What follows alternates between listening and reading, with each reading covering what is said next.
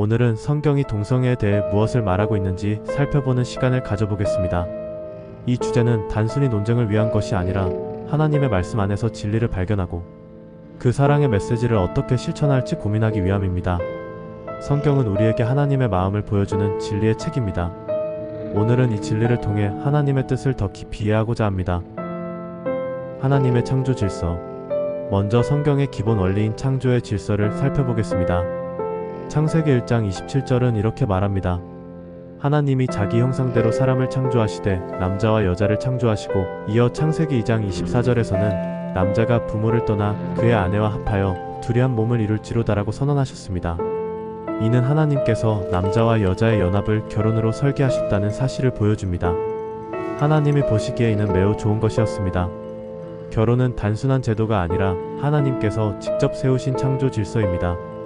이 질서는 인간의 행복과 세상의 질서를 위한 하나님의 선물입니다. 동성애에 대한 성경의 가르침. 그렇다면 성경은 동성애에 대해 무엇이라고 가르칠까요? 레위기 18장 22절은 명확히 말합니다. 너는 여자와 동침함 같이 남자와 동침하지 말라. 이는 가증한 일이니라.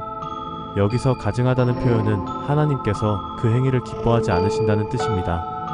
신약에서도 비슷한 가르침이 나옵니다. 로마서 1장 26절에서 27절에는 동성애가 하나님의 창조 질서를 거스르는 행위로 묘사됩니다. 이 말씀은 동성애가 단순히 문화적 문제나 개인적 선택이 아니라 하나님의 창조 의도를 어긋나게 하는 것임을 보여줍니다. 하지만 성경은 동성애뿐만 아니라 모든 죄를 죄로 다룹니다. 하나님은 우리 모두의 죄를 보시며 그 죄를 용서하시고자 하는 마음을 가지십니다. 죄와 구원의 소망.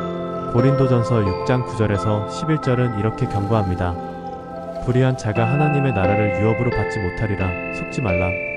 음행하는 자나 우상 숭배하는 자나 간음하는 자나 남색하는 자나 이런 자들이 하나님의 나라를 유업으로 받지 못하리라. 그러나 여기서 끝나지 않고 희망의 메시지를 전합니다.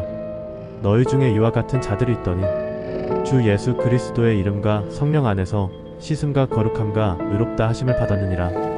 이 말씀은 누구든지 회개하고 예수님께 돌아오면 용서받을 수 있음을 가르칩니다. 하나님의 구원은 죄인을 변화시키고 새로운 시작을 제공합니다. 사랑으로 대하는 자세. 우리는 동성애를 포함한 죄를 바라볼 때 어떤 자세를 가져야 할까요? 요한복음 8장에서 가늠한 여인에게 예수님은 이렇게 말씀하셨습니다. 나도 너를 정죄하지 아니하노니 가서 다시는 죄를 범하지 말라. 이 말씀은 두 가지를 가르칩니다. 첫째, 죄를 인정하지만 정죄하지 않는 사랑의 태도입니다. 둘째, 진리를 말하며 변화의 기회를 주는 자세입니다. 우리도 예수님의 사랑을 본받아 동성애자들에게 사랑으로 다가가야 합니다. 하나님께서 모든 죄인을 사랑하신 것처럼 우리도 진리와 사랑을 동시에 실천해야 합니다. 하나님의 마음. 하나님의 마음은 어떤 사람에게도 회개의 기회를 주시려는 사랑으로 가득합니다.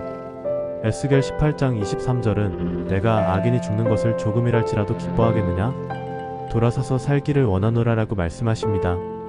하나님은 누구도 멸망하기를 원하지 않으시며 모든 사람이 구원받기를 원하십니다. 따라서 우리는 진리를 지키면서도 그 진리가 사랑으로 전달되도록 노력해야 합니다. 하나님의 마음은 진리와 사랑이 분리되지 않고 함께 역사할 때 온전히 드러납니다. 마지막 결론. 성경은 동성애를 죄로 보지만 하나님은 동성애자든 아니든 모든 사람을 사랑하십니다. 하나님은 모든 사람이 회개하고 돌아오기를 기다리십니다. 우리도 이 하나님의 사랑을 전하며 진리와 사랑을 조화롭게 실천해야 합니다. 오늘 이 말씀을 통해 하나님의 뜻을 더 깊이 이해하고 그분의 사랑 안에서 살아가기를 기도합니다.